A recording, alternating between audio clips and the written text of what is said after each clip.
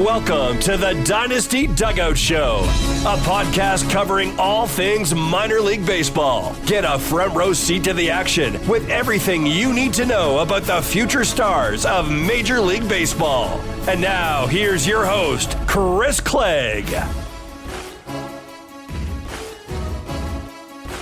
It is opening day. Welcome back to the Dynasty Dugout Show. This is Chris Clegg, your host of the Dynasty Dugout Show and the founder of the DynastyDugout.com, your one-stop shop for all things Dynasty and prospects. Thanks for tuning in with us as we continue to chug through our team-by-team series as we gear up for minor league opening day, which is just tomorrow on Friday, March 29th, as AAA kicks off. MLB slate starts today, which is very exciting. But for now, we have to cover a couple of more farm systems. Today's is not as intriguing as some, but the Oakland A's still have some talent in the system, and we're going to break it down. Let's go ahead and dive right in at the top with Mason Miller, who is a pretty polarizing prospect.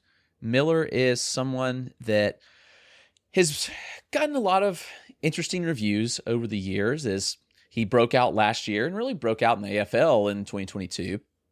And then many were thinking that he would develop into an elite superstar starter. And it looks like now that he's potentially going to be in the bullpen, which I think is probably his best fit. He had only thrown 19 innings in the minors. He had not made that many starts in the minors before coming up to the majors. He did pitch 33 innings in the majors last year with a 3.78 ERA, 38 strikeouts to 16 walks. In the minors, just 19 and a third innings, 1.86 ERA across 7 starts with 50% strikeout rate, which is just silly. But that's kind of stuff you're looking at with Mason Miller. Injuries have been a significant factor in his career to this point. 2021, the most innings he has ever thrown at 98.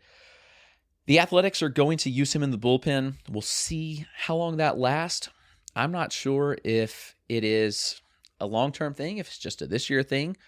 We shall see. But on the mound, it's a fastball-heavy approach. Fastball sits 98, touches triple digits, 18 inches of IVB, so a lot of ride on it. Does not miss bats at a high clip, actually.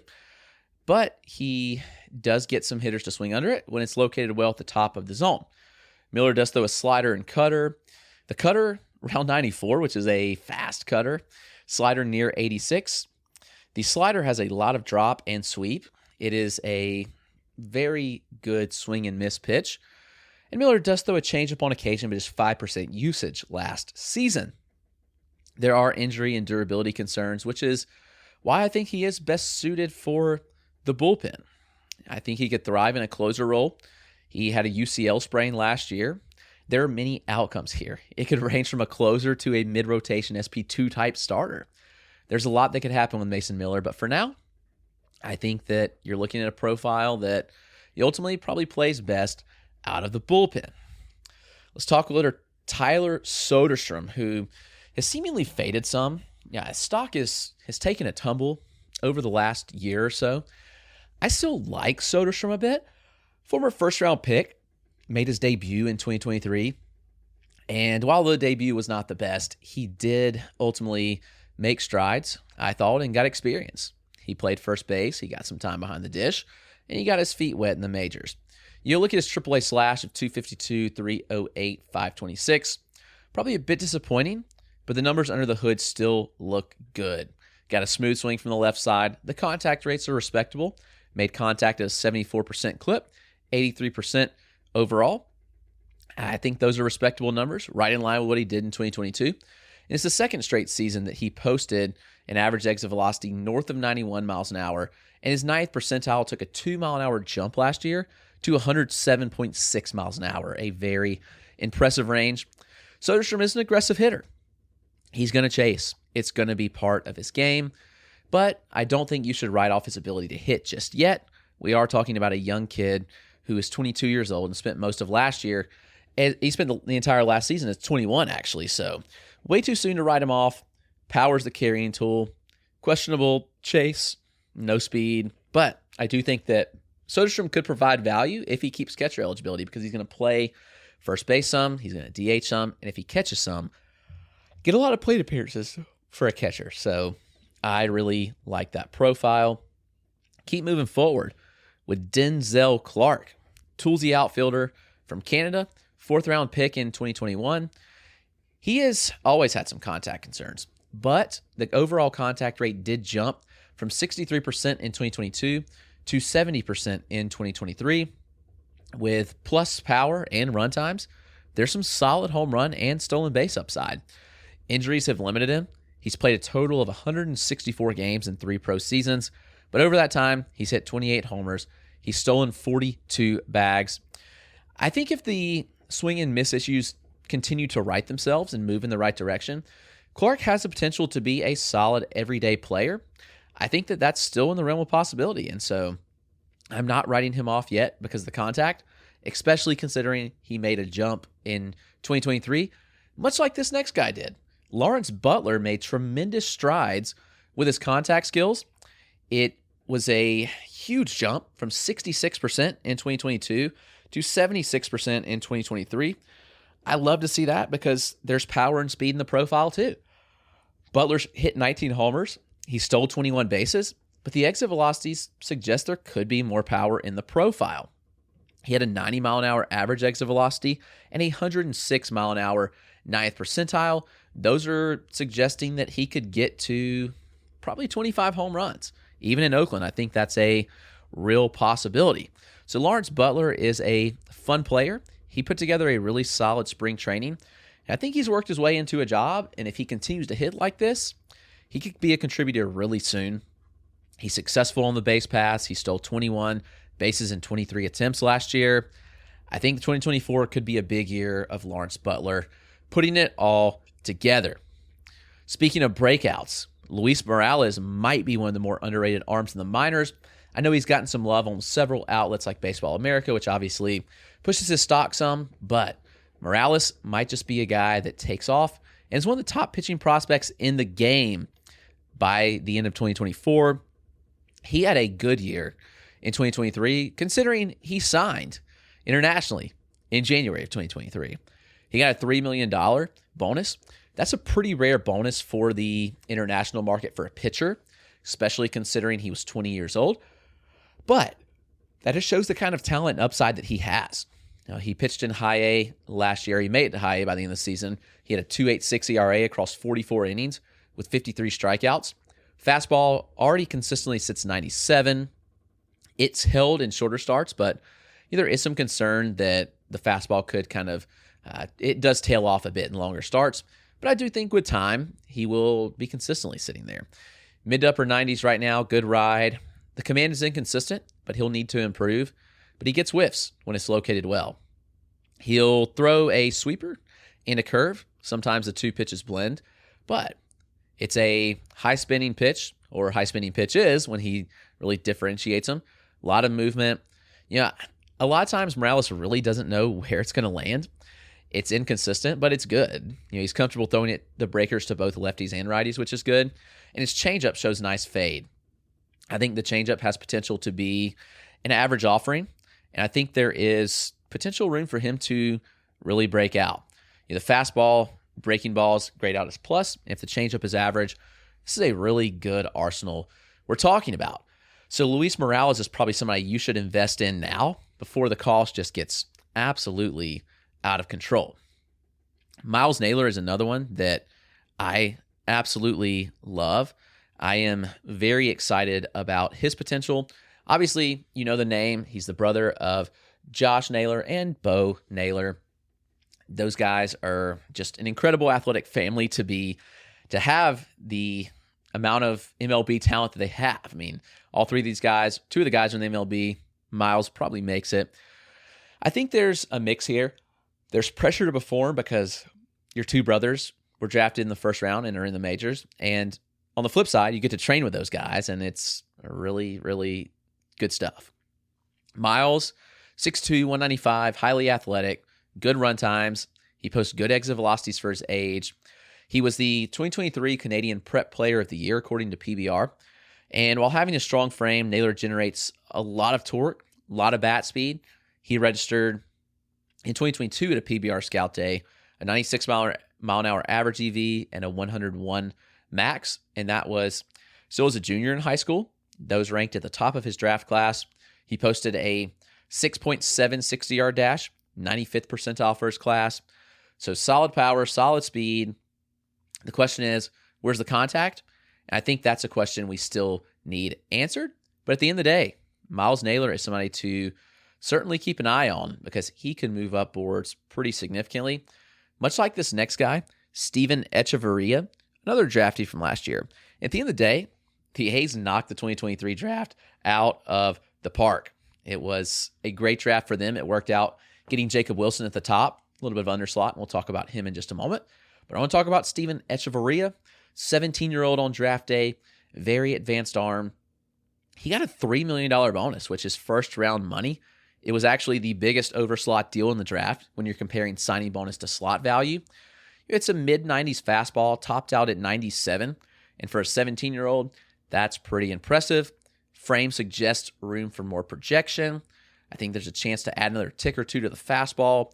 Slider is a high-spinning pitch, mid to low 80s, good sweeping tendencies. He throws a changeup and a curve on occasion, but Echeverria will be one that I'm watching very carefully this year.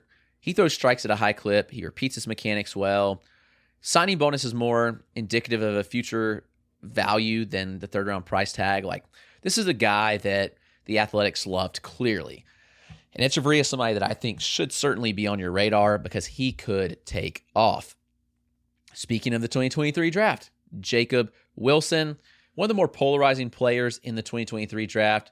Wilson landed with a 6th overall pick to Oakland. He is known for his elite contact abilities, smooth glove at short, but ultimately many have questioned, the quality of contact. In college, he put up some pretty gaudy numbers at GCU, Grand Canyon University. I mean, the contact rates were absurd. 95% overall contact, 98% in-zone contact. These are unheard of numbers. I mean, that's just crazy. It's absurd numbers, but the power with metal was not good. 84 mile an hour average exit velocity, 100 mile an hour 9th percentile. Those are not great. Contact skills carried right over to pro ball. He had a contact rate north of 90%. And you look at the frame, he's 6'3", 190, and you think maybe Wilson could put on some weight and add power.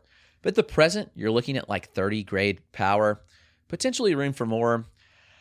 This is an interesting player. There's so many mixed reviews on him. People are all over the board on Jacob Wilson. I don't know. I'm pretty interested to see how this shakes out. I will certainly be keeping a close eye on the power. We know the hit tool's there.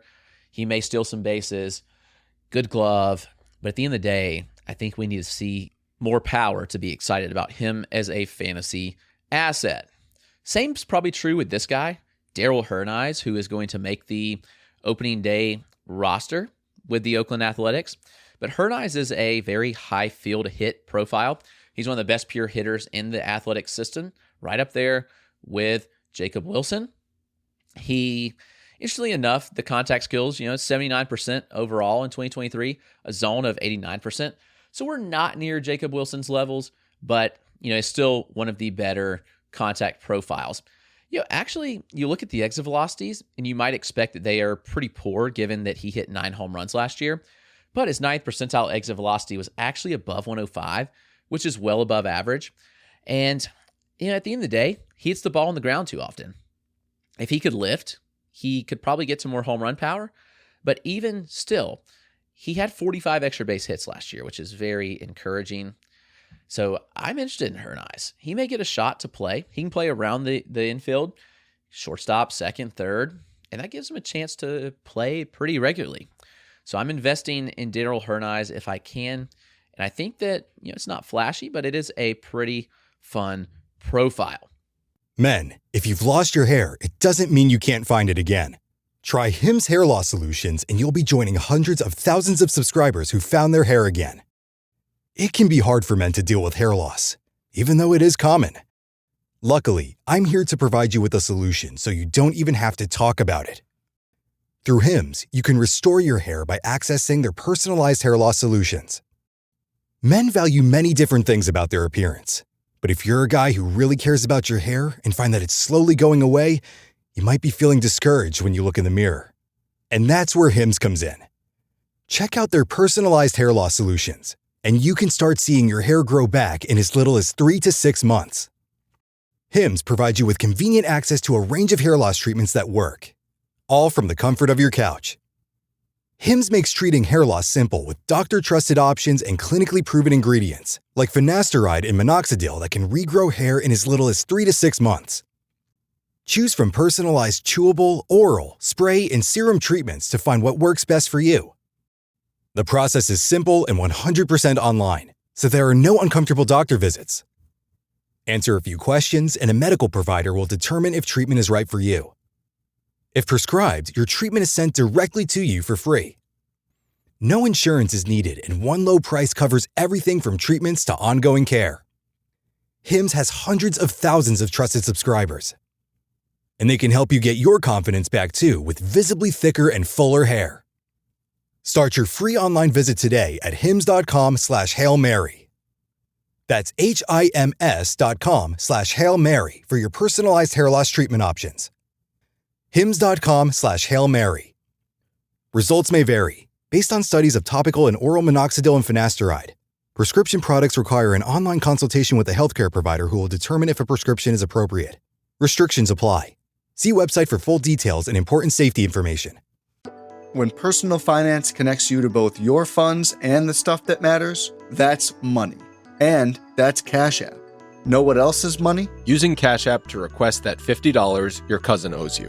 Actually, finally, getting that $50. Easily divvying up those pizza and wing checks before your boys have a chance to slip out. Tipping the delivery guy when you're flat out of cash. Hearing an awesome musician on the train home and tipping their cash tag.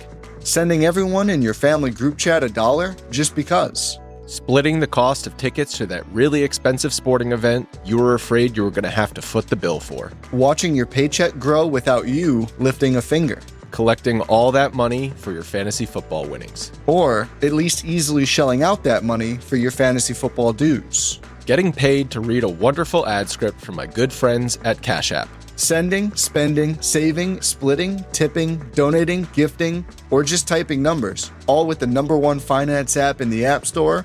That's money.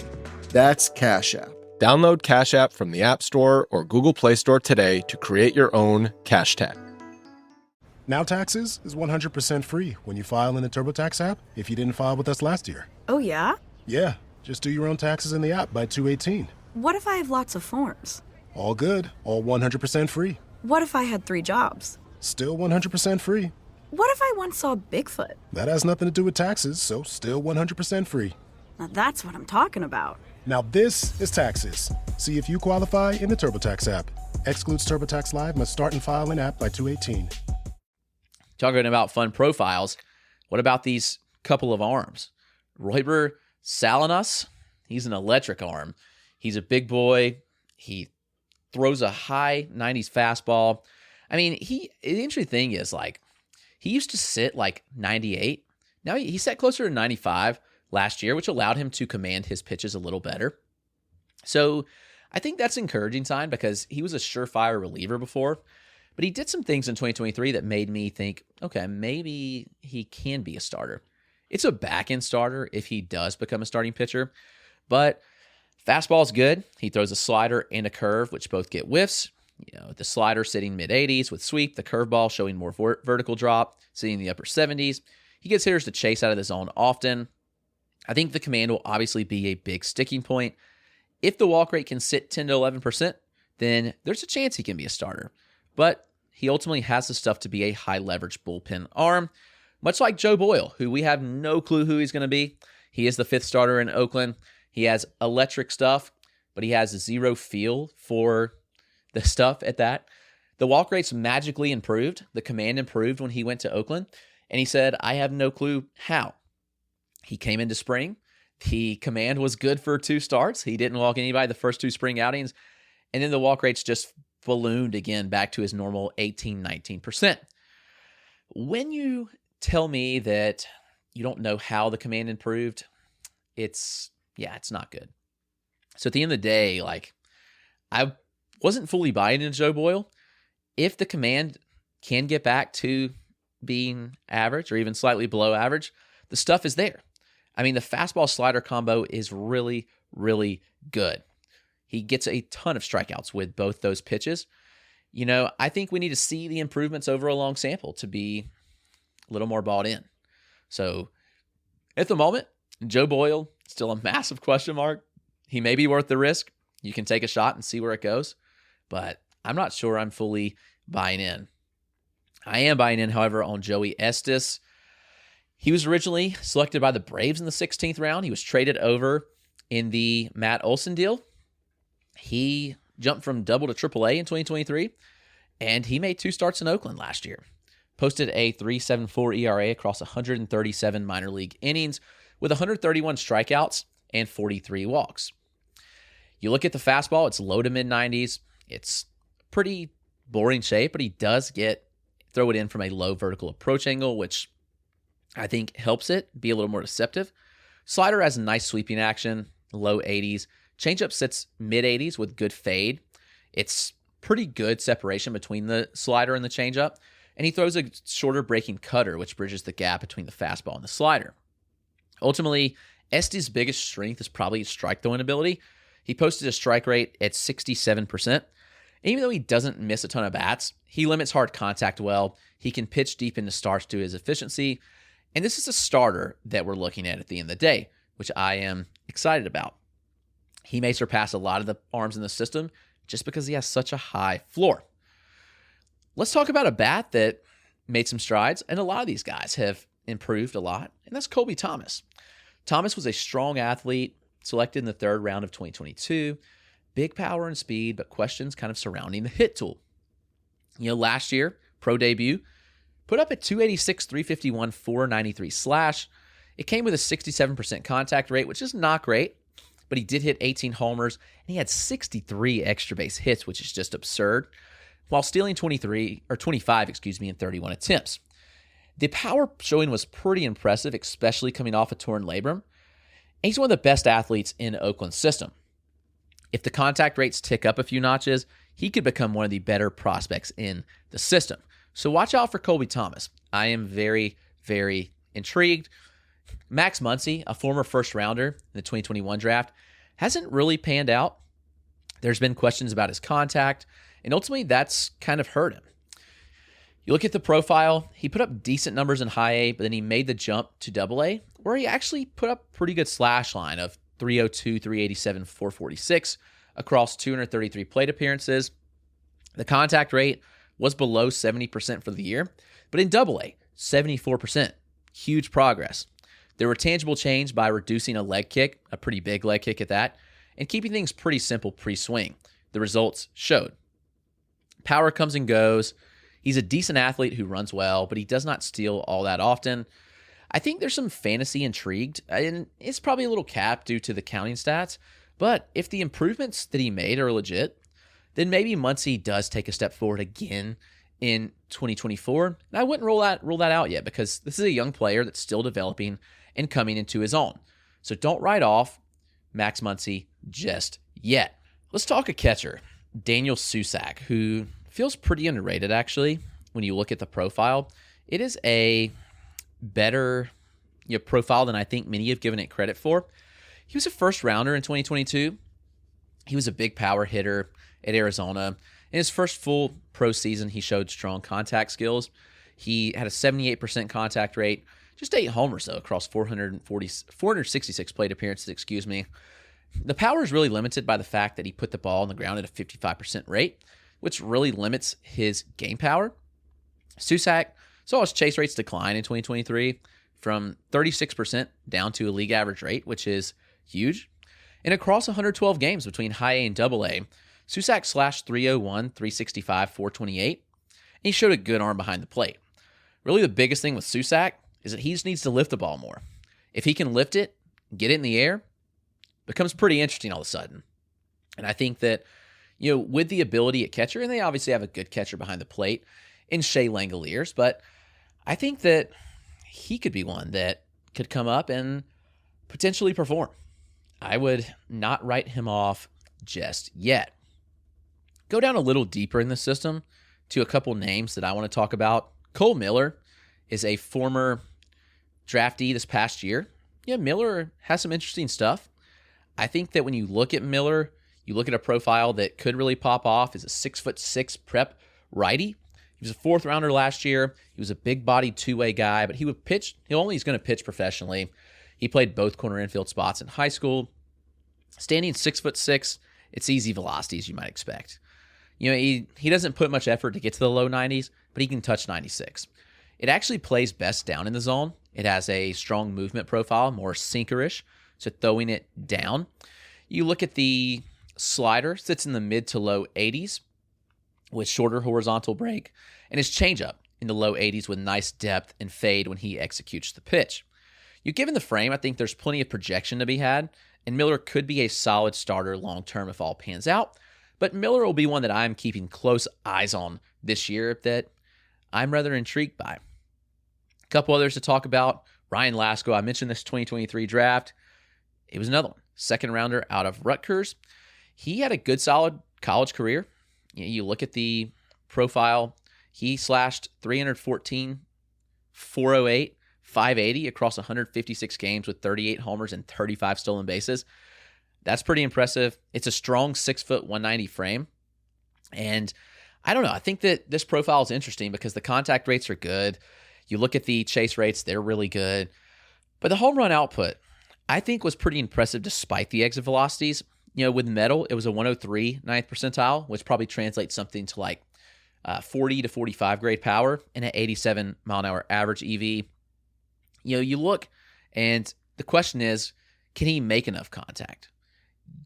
I don't know. When he came out last year against higher velocity, he struggled. He didn't face great high velocity at Rutgers, but that was the biggest struggle. And I want to see that question answered before I buy more into Ryan Lasko, because there are some interesting traits there with Lasko.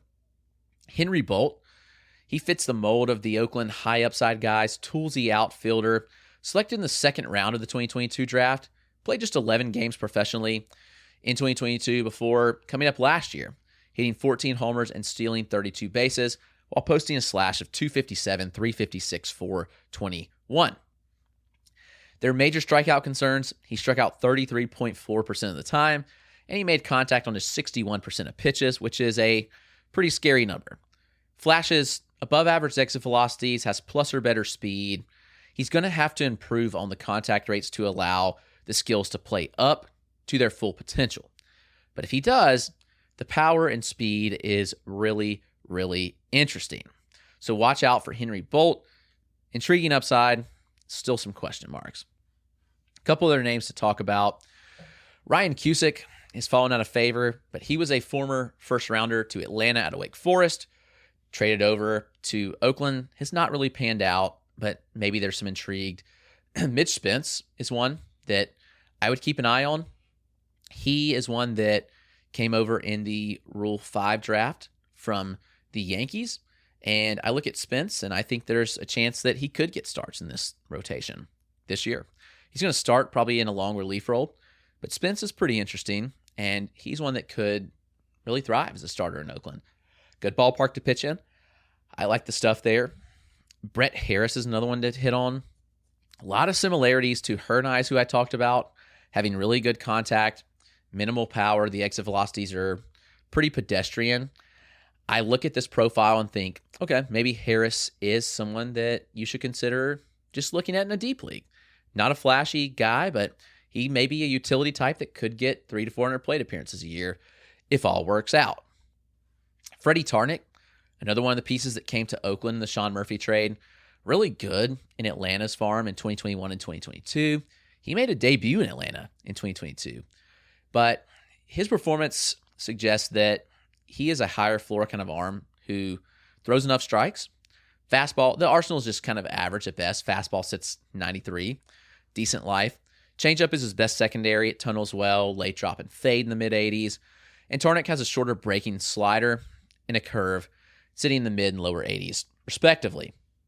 Doesn't get a ton of whiffs. Tarnick is probably a long reliever long-term, but somebody just to watch out for and keep an eye on. Clark Elliott's another name to know. Another outfielder in the system that, has some tools that if he puts it together could be a really fun player. Last year he was kind of limited to action just because of some injuries, but the results were not great either. So I think if Elliott can show some bounce back this year, he's a former second rounder, then he could have his stock kind of built back up a bit. Brennan Malone, another one to keep an eye on.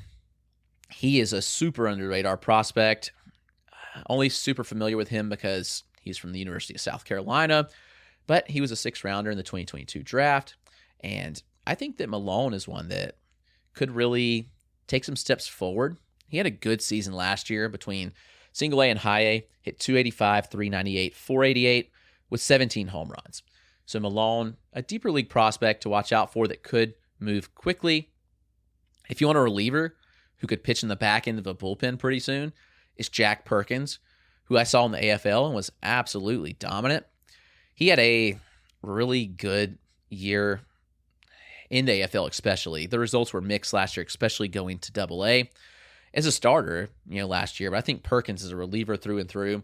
We saw what he could do as a reliever in the AFL. He did not allow a run in 12 1/3 innings, and he struck out 15. He issued 6 walks. That's kind of been the concern, is the walk rate. But you look at Perkins, he's a big fastball throwing right-handed pitcher.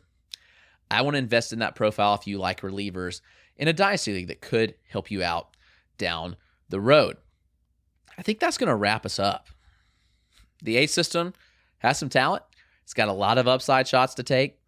Will they all pan out? We'll see. But I'm at least intrigued to see where some of these guys go. There are some. This is a solid mix, actually. You have the high upside guys. You have the higher floor guys like Joey Estes. And then you have like a Daryl Hernise, Brett Harris, like the high floor. But at the end of the day, if some of these high upside guys hit, then Oakland could be in business. Enjoy your opening day. Hope you have a great season this year. If you're playing fantasy, best of luck there. If not, be sure to check us out every day. We're going to be breaking down everything that happens in the minor leagues that you need to know. And that way you can be on top of things for your Dynasty leagues or just general prospect knowledge. But baseball's back. I am thrilled. I hope you are too. Enjoy opening day and spread kindness to everyone.